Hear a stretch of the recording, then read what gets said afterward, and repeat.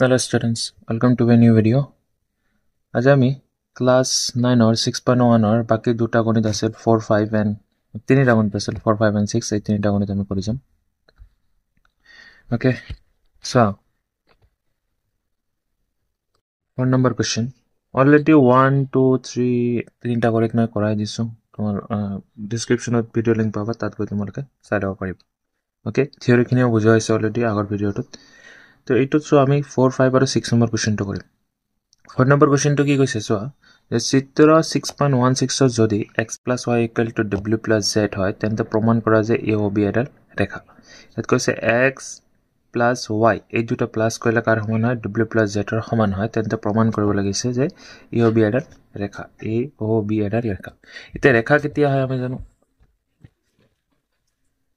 আমি জানো যে ৰেখা তেতিয়া হ'ব যেতিয়া ইয়াৰ ওপৰত থকা কোণ দুটাৰ সমষ্টি কি হয় 180 ডিগ্ৰী হয়. ওকে, তেতিয়া আমি তাক এটা ৰেখা বুলি কম. তো আমাক এটো প্ৰুফ কৰিব লাগে যে x + y = 180 degree or w + z = 180 degree. যিকোনো এটা প্ৰুফ কৰিলে হৈ গ'ল. ঠিক আছে, এতিয়া সো এই যে কোণ কেইটা যে আছে ইয়াত x ইয়াত y ইয়াত z ইয়াত w. ঠিক আছে, গোটেই কেইটা যদি এটা সম্পূৰ্ণ কোণ সৃষ্টি কৰি আছে অৰ্থাৎ এনেকুৱা এটা সাৰ্কেল বৃত্তৰ সৃষ্টি কৰি আছে আৰু এনেকুৱা পইণ্টৰ চাৰিওফালে থকা কোণৰ যিটো মুঠ মান এটা আমি কি বুলি কওঁ 360 বুলি কওঁ অৰ্থাৎ সম্পূৰ্ণ কোণ. ঠিক আছে, তো আমি ইয়াত লিখিব পাৰো যে given দিয়া আছে x + y = w + z. এটো দিয়া আছে আৰু এটোক আমি ইকুৱেশ্যন 1 বুলি ৰাখিলো. এতিয়া চিত্ৰৰ পৰা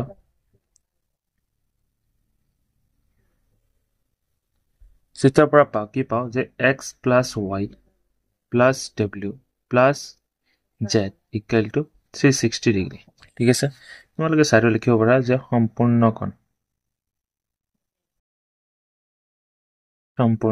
কোণ. ঠিক আছে, এতিয়া x + y + এটা w + z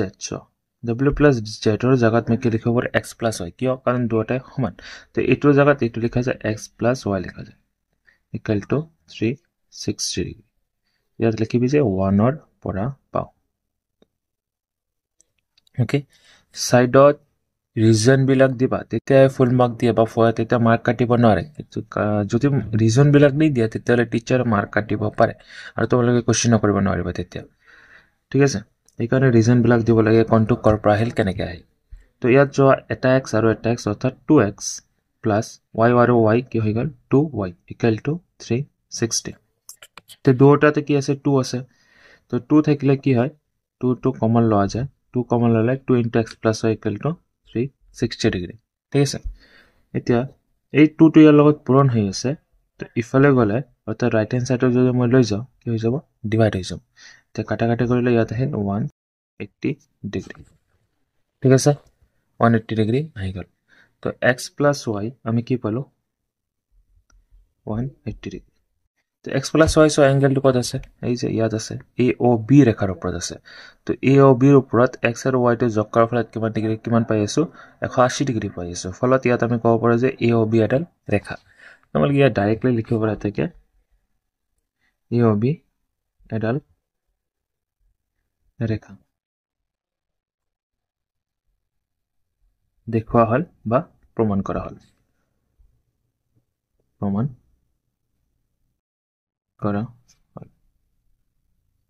ঠিক আছে,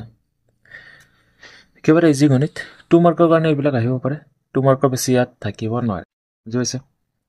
নেক্সট কোৱেশ্চন চোৱা. নেক্সট কোৱেশ্চন বহুত ইম্পৰ্টেণ্ট কোৱেশ্চন যে চিত্ৰ 6.17ত POQ এডাল ৰেখা QR ৰশ্মিৰ PQ ৰেখাৰ ওপৰত লম্ব OP আৰু QR ৰশ্মিৰ মাজত আন এডাল ৰশ্মি হল OS. প্ৰমাণ কৰা যে ROS = half of QOS - POS. ঠিক আছে, এইটো প্ৰমাণ কৰিব লাগিব. ইয়াত কৈ দিছে যে POQ এডাল ৰেখা. ঠিক আছে, OR যিটো ৰশ্মি আছে এটো PQ ৰেখাৰ ওপৰত লম্ব অৰ্থাৎ এইখিনি কোণ 90 ডিগ্ৰী. এইখিনি 90 ডিগ্ৰী মানে কি এইফালৰখিনিও 90 ডিগ্ৰী হ'ব. ঠিক আছে, আকৌ ইয়াত কৈ দিছে যে আৰু OS এটা ৰশ্মি যিটো POR ৰ মাজত আছে. প্ৰমাণ কৰিব লাগে যে ROS এইখিনি কোণ কি হয় half of QoS minus POS যে QoS ৰ পৰা POS টো মাইনাস কৰি তাৰ হাফ কৰিলে আমি কাৰ সমান পাম ROS ৰ সমান পাম এটো আমাক প্ৰমাণ কৰিব লাগে ঠিক আছে তো বিশেষ সূত্র বা গিভেন বুলি লিখিবা যে দিয়া আছে PO Q এডাল ৰেখা ঠিক আছে OR perpendicular to PQ হলে PQ আৰু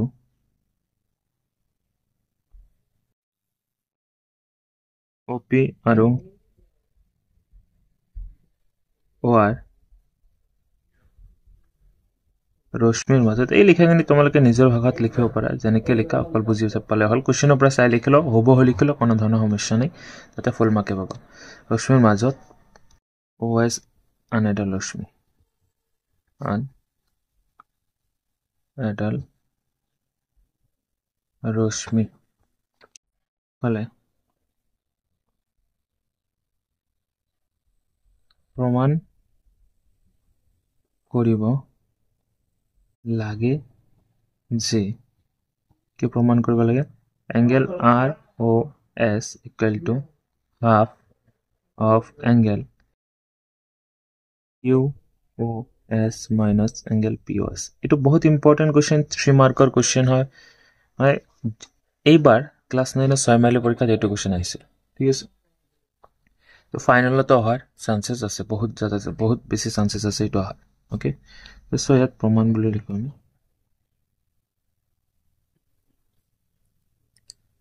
6.1 অৰ্থাৎ 6 লেসনৰ পৰা তোমালোকে এটা দুটা প্ৰমাণ কৰিব দিব এতিয়া ইয়াত দুটা উপপাদ্য দুটা বা তিনিটা উপপাদ্য আছে টোটাল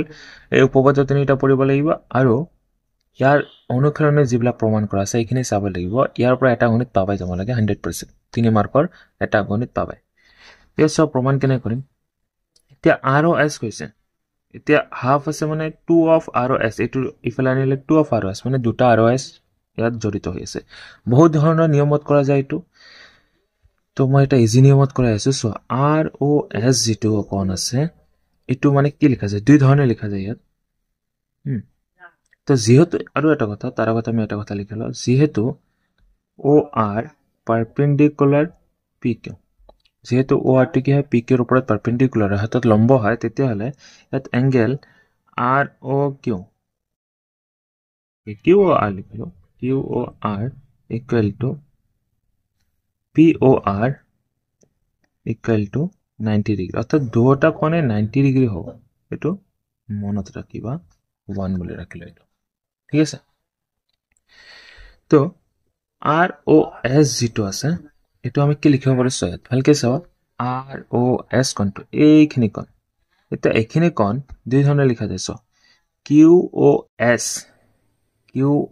যেটো আছে গোটেই কোণটো এই গোটেই কোণটোৰ পৰা যদি মই QOR অৰ্থাৎ এই সৰু কোণখিনি মাইনাস কৰি দিও ROS খিনি পাম হয় না যেহেতু QOS আনিব লাগে তো আমাক QOS ইয়াত দিব ধৰিব লাগিব যে QOS ৰ পৰা এই ডাঙৰ কোণটোৰ পৰা এইখিনি কোণ যদি বিয়োগ কৰি দিও আমি এইখিনি পাম কথাটো বুজি পাইছা অৰ্থাৎ গোটেইখিনি যদি এনেকৈ ধৰি লও QOS ইয়াৰ পৰা এইখিনি কোণ বিয়োগ কৰিলে থাকিল কি এইখিনি থাকিল বুজি পাইছা ইয়াত আমি লিখিব পাৰো ROS equal to QOS minus QOR এটো ইকুৱেশ্যন নম্বৰ 2 লৈ ৰাখি ঠিক আছে একে ধৰণে ইফালত আমি যদি চাও ROS equal to কি লিখা যায় ইফালে তে এইখিনি হৈ গল তে ইফালে যদি চাও ROS যদি চাও ইয়াত POR এই POR কোণটোৰ পৰা POS কোণটো বিয়োগ কৰিলে তুমি ROS টো পাবা সো POR গোটেইখিনিৰ পৰা ইয়াত গোটেইখিনিৰ পৰা POS অৰ্থাৎ এইখিনি যদি বিয়োগ কৰা ROS টো পাবা ইয়াত কি লিখিব angle POS minus angle POR হবে ইয়াত POR minus angle POS to equation 3 এতিয়া আমাক আৰু কি আনিব লাগে এতিয়া সো QoS আহি গল POS আহি গল মাইনাস আছে প্লাস আছে যি হক আকৌ এটা ইয়াত আছে হাফ আনিব লাগে তে হাফ কেতিয়া হ'ব যেতে ইয়াত যদি দুটাই ইফালে যদি 2 মাল্টিপ্লাই হৈ থাকে ইফালে আনিলে হাফ হৈ যাব তো আমাক যাব লাগিব যে ROS আৰু ROS যদি যোগ কৰি দিও ইয়াত 2 আহি যায় ঠিক আছে তো 2 আৰু 3 টো এই কাৰণে যোগ কৰি যদি দিও ইকুৱেশ্যন 2 প্লাস ইকুৱেশ্যন 3 implies যোগ কৰিলে কি আহে so তো এই ধৰণৰ যোগ কেনেকৈ কৰোঁ আমি লেফ্ট হেণ্ড সাইডৰ লগত লেফ্ট হেণ্ড সাইডটো যোগ কৰিম ৰাইট হেণ্ড সাইডটোৰ লগত ৰাইট হেণ্ড সাইডটো যোগ কৰিম তো ইয়াত লেফ্ট হেণ্ড সাইডত আছে ROS plus angle ROS equal to ইফালে আছে QOS মাইনাছ এংগেল QOR ইয়াত এংগেল সাইন দিব plus angle POR minus angle POS এতিয়া ROS আৰু ROS কি হ'ব 2 অফ ROS দুটা আছে তো 2 ROS QOS minus এটা QOR কিমান আছে 90 ডিগ্ৰী ইয়াৰ জায়গা 90 ডিগ্ৰী হ'ব প্লাস POR ইয়াৰ জায়গাটো POR সো কি আছে 90 ডিগ্ৰী আছে minus POS তে ইয়াত প্লাস 90 ইয়াত minus 90 দুটা ক্যান্সেল হৈ গ'ল 2 of angle ROS equal to ইফালে কি পালো angle QOS minus angle POS okay so হৈ গ'ল আমাৰ গণিত হৈ গ'ল এইখিনিতে যদি অকল 2 ইফালে লৈ যাও পূৰণ হৈছে ইফালে আনিলে হৰণ হ'ব গোটেইটো লগত হৰণ হ'ব অৰ্থাৎ ইয়াত আমি half into angle QOS minus angle POS লিখিও ঠিক আছে যেটো তোমাক প্ৰমাণ কৰিব দিছে সো ইটোৱে প্ৰমাণ কৰিব দিছে আইছে বুজি পাইছা ইয়াত লাষ্টটো লিখি দিলে হল যে প্ৰমাণ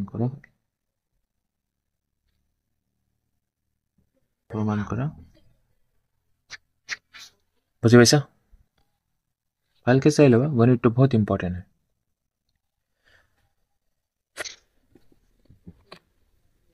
next last question so I don't know 6 number question this is angle XYZ 64 degree তো so ইয়াত চিত্ৰ দিয়া নাই মোক চিত্ৰ আঁকিব লাগিব লগ লগ আমি চিত্ৰ আঁকি যাম তো XYZ 64 ডিগ্ৰী বুলি দিয়া আছে এটা কোণ দিয়া আছে XYZ তো প্ৰথমে এটা আঁকিলো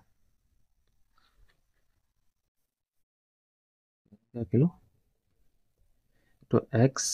to Y to Z ঠিক আছে তাৰপিছত XY P বিন্দুলৈ বঢ়াই দিয়া হৈছে তো এইটো XY এইটো X এইটো Y তো যদি P বিন্দু লয় অৰ্থাৎ ইমানলৈকে বঢ়াই দিম ওকে নাও এই তত্ত্বৰ সহায়ত এটা চিত্ৰ অংকন কৰা চিত্ৰ অংকন কৰিলো এইখিনি 64 দিয়া আছে তাৰপিছত যদি PQ ৰশ্মিয়ে ZY পিক PQ ৰশ্মি ZY পিক এটা ZYP এংগেল কোনটো এইটো বিচৰা ZYP এটো কি কৰিছে সমদ্বিখণ্ডিত কৰিছে এটা ৰশ্মি তো ইয়াৰ মাজে মাজে আমি এটা এনেকুৱা ৰশ্মি আঁকিম YQ ঠিক আছে তেন্তে XYQ উলিওৱা XYQ ওলাব লাগে এখিনি ওলাব লাগে তাৰপিছত প্ৰত্যাবৰ্তী QYP প্ৰত্যাবৰ্তী মানে ইয়াৰ বাহিৰখিনি 360 ডিগ্ৰী মাইনাস তোমাৰ QYP কৰিব লাগিব ওকে একদম সহজ গণিত so দিয়া আছে given angle XYZ equal to 64 degree ঠিক আছে XYZ equal to 64 degree আৰু কৈছে যে